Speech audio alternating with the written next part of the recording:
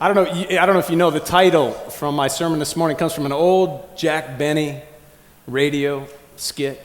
Anyone know that? Did anyone know that before? Okay, one person. All right.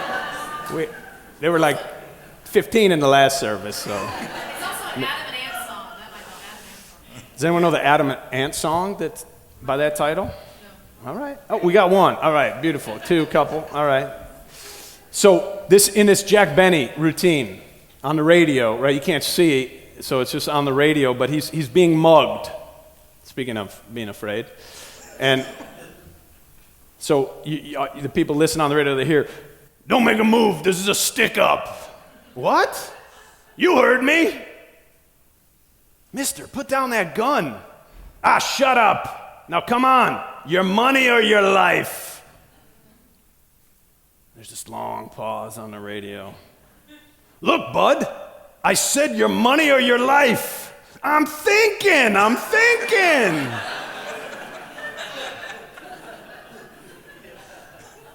Right, most of us don't like parting with our money under any circumstances, quite frankly. I mean, I don't like being separated from my money a lot of times, and especially when we don't trust, where it's going, or we don't agree with the person or the place, we don't feel that they deserve it, for example. But can I just say that if anybody ever comes to rob you with a gun, give them your money, give them your comb, your chapstick, your, whatever. Little toothpick you carry around, fortune, that you've got. I mean, give it all away, because it doesn't matter. It doesn't, when your life's on the line, it doesn't matter. There is nothing so precious as our life, right? And you can't take it with you when you go. I mean, none of us have ever seen a hearse pulling a U-Haul, right? Have you? You can't take it with you. So money does us no good when we're gone, and the only money that we really keep into eternity is the money that we give away. Right? Think about it. The money that we give away goes on in the direction of our values and carries our values forward long into the future beyond our lifetime. Right? Our subject this month, of course, is justice. We're talking about how to live a justice-driven life, by which we mean, we see the inequality out in the world. We see the problems, and we're trying to say, what can I do to leave the world a little better than I found it? What can I do to make an impact for those who are hungry, for those who need something out there? How can I make a difference? So we talked in the first sermon, Tamara talked about the first Sunday of the month, the commitment, and how we need to be able to, if we're going to work for change, to commit to some things using our time, our talent, and our treasure, some degree of them, to help others and to make a difference in the world. And then we talked about spirituality and the way that, having a spiritual life helps us to work for justice coming from an open and a loving heart, right? Because most of the reasons that cause us to be drawn into working for justice come from broken hearts, right? We see some starving children on the television set, or we know the effects of domestic violence and domestic abuse or sexual assault, and we see the homeless and we're affected by it, especially in the wintertime when it's so cold, and we hate the idea that there are children out there who've done nothing at all and have so much promise, and they're not able to get a simple education that would help bring out the best in them. And so our work for change often starts with our broken heart. And yet, if we act from that place, from the anger and the sadness that we feel, then it's just not the right place, right? We end up sounding self-righteous. We end up being, it's just quite frankly, unattractive when we're acting out of anger and we're acting out of deep sadness. But what spirituality does is it helps us transform those feelings into love. And work for change that is born out of love is unstoppable, and it is contagious. So spiritual practice is key. And then last week, Randy and I talked about the need to work for racial justice and equality of all people, right? And Randy, he was fantastic. Wasn't Randy just on top of it? And so today my subject is your money or your life. Does your money define your life? If so, what is it saying about you? Money defines our lives in many different ways, right? Some people are defined as being poor, right? Their lack of money defines who they are, or at least gives them a label in our world, right? Or being rich, right? If you have a lot of money, then you might walk through the world and people say, "Oh, he's rich. She's rich." Right? And then most of us are somewhere in between. It's kind of interesting that in American society, survey after survey shows that Americans pretty much mostly all think they're middle class, which is kind of bizarre when you think of the spectrum of folks. But how do you let money define you? Now, before I try to answer this, I want to sort of offer a foundation. And the foundation that I want to offer today is that even though the statistics vary by a few percentage points depending on where you look or what information you're looking at, basically they show that the United States is just less than 5% of the world's population, and yet we consume over 25% of the world's resources. Now, it's like if life were a birthday cake, all right? And there were 20 kids at the party, and then one kid would get a quarter of the entire cake, and all the other 19 would have to divide up the rest. Right now, on first blush, you might not think that's bad if you're the one who gets a quarter of the cake, right? But then if you really think about it for a moment, you realize that, first of all, you get sick if you ate all that cake, right? And how would the other children feel as you're over there eating all that cake and they're dividing up what's left? And it's really not a very bad analogy in that even though we as a nation consume such a disproportionate amount of the world's resources, we are not really happy. Right? Americans today more often report feeling a sense of emptiness and dissatisfaction in their lives, even though we surround ourselves with so many material things. Now, if we were disproportionately happy, for example, then maybe some people would argue that, such a price, the world must pay such a price for America's happiness. Right? I wouldn't argue that, but I'm sure somebody would. But the fact that so many Americans feel empty and unsatisfied despite all that we have tells me that we have a serious problem when it comes to our relationship with money. And that's true whether we have a lot or whether we owe a lot. All right, so in this church, we have people who are very financially secure, you might say, if anybody could be financially secure anymore. And we have people who are probably, they just spent their entire week's check at the casino last night. Right? They probably thought that, got the check, looked at it, thought I really should put some of this into my credit card bills and everything, but it's not really going to make much of a dent anyway. Why don't I go try to double it or triple it? Right? And then based on all mathematical formulas and principles, most if not all of those people are poorer today than they were last night when they cashed that check. And there's a good reason for it. There's a good reason why casinos are a multi-billion-dollar industry. They win. They win. Right? So I just want to say, wherever you land on the financial spectrum, right, anyone who has any level of self-awareness at all has some struggle, some tinge in their heart or their conscience about their relationship with money. All right? And the big question is, am I doing what I should be doing with what I have? Or am I doing the right things? Is what I do with my money consistent with my values and who I want to be and who I see myself as in the world? All right? These are great questions. But then you have to ask, where do we go for the answers? And a lot of people would say, I certainly don't come to church to find those answers. Right? Some people think that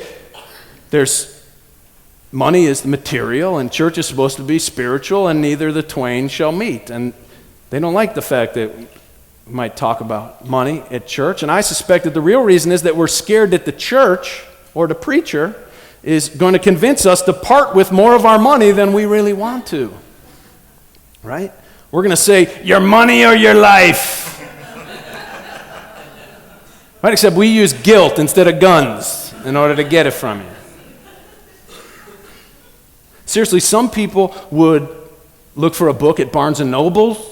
Might be a good idea. There's probably some good books out there about how to get right with my relationship with money and my life. And some, however, would look to the Bible or some other sacred scriptures to see what ancient people said about what we should do, how we should consume. And then for others, many others, they'd say, looking to the Bible for financial advice, quite frankly, is about as ridiculous as looking to the Bible to find scientific truth. Right? I mean, the Bible, as you know, has stories like that one about the widow in the Gospel of Luke who gives all of her money, which is only 2 copper coins, to the church. She has so little, and she gives it all away. And Jesus holds this up as an example of how we should live our lives? I don't get it, Marlin. I thought we were talking about justice today. Let's take a second to look at why would Jesus hold this story up as an example for people in the Bible.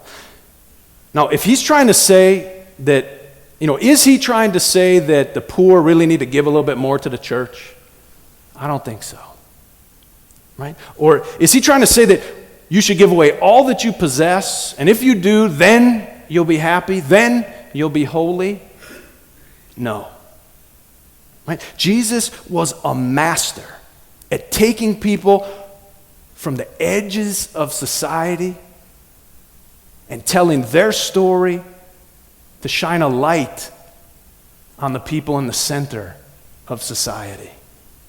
Right? He tells stories about prostitutes and lepers, about widows and tax collectors and Samaritans. He knows how to get our attention. Because that's the point of a story, right? To get our attention. And he uses people from the margins in order to give a message to people in the center. So when I was in the Philippines some years ago, I remember I was in a park in Manila, the capital city, and I remember seeing some young children foraging through the trash in order to find something to eat. And then one little boy who I could see pulls something out, and he found something, looks like half a piece of bread, some kind of fried bread or something like that.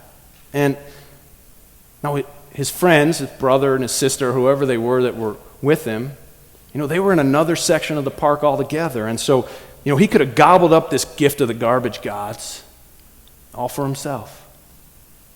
But that's not what he did. He went over and he found the others, and he took this little half piece of something and he broke it into 3 pieces and he gave one to each of the other kids. I never forgot it. I'll never forget it. And if I were to give him some of my food, which I did many times throughout my travels in that part of the world, but I was giving from my surplus, right? From my excess. It wasn't really a big deal for me. He was literally giving everything he had. The story in the Bible of the widow, she comes right out of Jesus telling the story about how the wealthy give of their excess, and then he holds up the widow because she gives of her substance. She gives of the essence of who she is.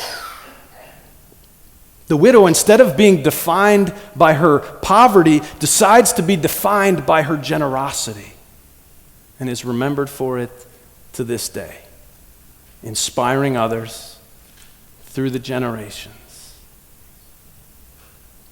Our money says something about us. She is choosing to be defined, not to be defined as being poor, but to be defined as being generous. Right? Now, the Bible doesn't tell us what happened next. Do you ever wonder? Did she die of starvation, of exposure, of some curable illness? Did some wealthy man come along and marry her? We don't know. Why don't we know? Why don't we know? Because that's not the point of the story. The point of the story is that our money defines us in certain ways. And we have to decide how we want to be defined by our money. Now, it always troubles me that each year the newspapers and the magazines, they post a list of the 50 wealthiest people in the world. And everybody looks at it, and it's sort of like the person who lands on top is seen as, the winner. Look at that, he's risen to the top. He's gotten up there, and I think to myself, why don't they publish and make a big deal about the 50 people who gave the most money away? The list is out there. As a matter of fact, someone after the last service explained to me that George Kaiser, who's a great hero of mine and just a great philanthropist in our community, he's number 22 on the list of wealthiest Americans. He's number 3 on the list of most philanthropic last year, right? Now that's a heroic kind of a person and kind of an approach. But for some reason, we have people compete on who has the most, who keeps the most, who holds the most, instead of who gives away the most. There's something wrong with that. I mean, the other competition is something I could get behind. Now, in the spirit of looking to the margins in order to shine a light on the center, I decided to look at what some of the wealthiest people in the world do with their money, right? For example, Bill and Melinda Gates, 2 of the wealthiest, right? And 2 of the most philanthropic, right? They give away their money, billions of dollars, to try to end inequalities in health and education, right? And here's what they said. If you believe that every life has equal value, it's revolting to learn that some lives are seen as worth saving and others are not. We said to ourselves, this can't be true. We asked, how could the world let these children die? The answer is simple and harsh, he says. The market did not reward saving the lives of these children, and governments do not subsidize it. So these children died because their mothers and fathers had no power in the market and no voice in the system. But we do. You and I do. Oprah Winfrey, the richest woman in the world, started the Angel Network and the Leadership Academy for Girls. Why? She says, I wanted to give back what I was given, a sense of self-worth. She goes on, everyone wants to matter. 3 nuns I didn't know made me feel like I mattered when my mother, half-brother, and half-sister and I were on welfare, says Oprah, and they bought us food and toys for Christmas. The best gift wasn't the toys. It was being able to give an honest answer when the other kids asked what I got for Christmas. And caring teacher, she said, made education an open door for me. I wanted to help girls like me, economically disadvantaged, but not poor in mind and spirit. She says that the Angel Network and the Academy have brought her the greatest joy I have ever had. I'm glad to be able to help others, but what they have done for me is greater than I could have ever imagined. Now, Warren Buffett, who's giving away most of his money, right? He gave $30 billion to the Gates Foundation. $30 billion, right? To the Gates Foundation because he said, they know how to give it away better than I do. But when asked why he gave that money, he said, my gift is nothing. I can have everything I need with less than 1% of my wealth. I was born in the right country at the right time, and my work is disproportionately rewarded compared to teachers and soldiers. I'm just giving back surplus claims that have no value to me, but can do a lot for others. The people I really admire, he says, are the small donors who give up a movie or a restaurant meal to help needier people. Don't you wonder what the world would look like if everybody thought like that? Now, these are extremes, right? On both sides of the spectrum. And it's easy for the rest of us who are in the middle to make excuses why we spend most of our money on ourselves and why we only give out of our surplus. But this is about how we allow money to define us and what kind of person we want to be in the world. Now, back in 2003, a consultant came to talk to the Board of Trustees and our staff about some things going on in the church, and Mike Doral, and he suggested that we give away the collection plate to others and important organizations and people who need it more than we do. Now, at the time, our collection plate on Sunday morning in the course of a year would raise $20,000. And the Board of Trustees did not feel that it would be appropriate at that time to give away that much money, especially because it's true, it's always hard to make the budget of the church. We're always understaffed and all that kind of thing. And so to give up $20,000 just seemed like too big of a risk to take. Now, I kept pushing it. And I had some advocates on the board and others who said, we really need to do this. So I presented a budget to the Board of Trustees that did not include the $20,000 that we expected back then to raise from the pews. And I said, what do you think? And they said, let's try it. And so they took the risk. They passed it on to the congregation. The congregation voted, we're going to do this. And we did. And you know what we raised in that first year in the plate collection that we gave away? $150,000. It's amazing.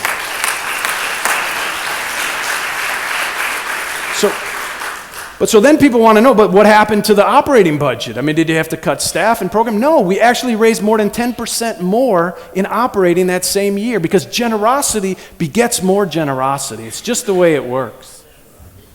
And so that's continued, year after year. We raise on average, about $100,000 a year now in the plate. I think that first year we had Katrina had happened, it was the tsunami, I think. So there were a couple big events, and we ended up raising more. But we can do better. And I'll tell you that when the economy started to go on the fritz here in 2008, there were people who said, hey, maybe it's time for us to put this program on hold for a little while.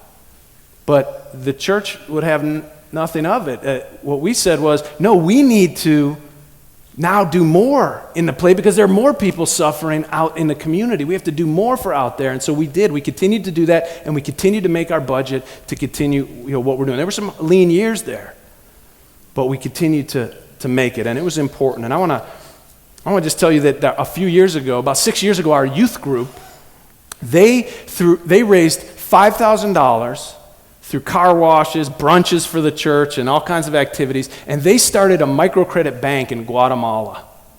Amazing. A couple of them went down for the launching of the cutting of the ribbon of the bank and the whole thing, met the people in the village who were going to benefit from the first loans. It's been going on now for 6 years. This bank has lifted a whole bunch of women and families in Guatemala out of poverty. This church has started now, I think, over 40 banks altogether. But that one was started by our youth. And they feel good about that. And if all goes well, that bank will continue to help families into perpetuity. Right? It's a wonderful thing.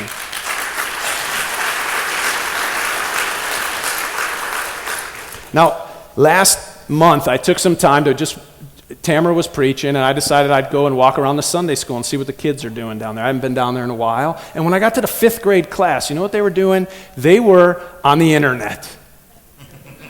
Here we are at church. They're on the internet. I'm always trying to tell my son, no, that's enough time on the computer.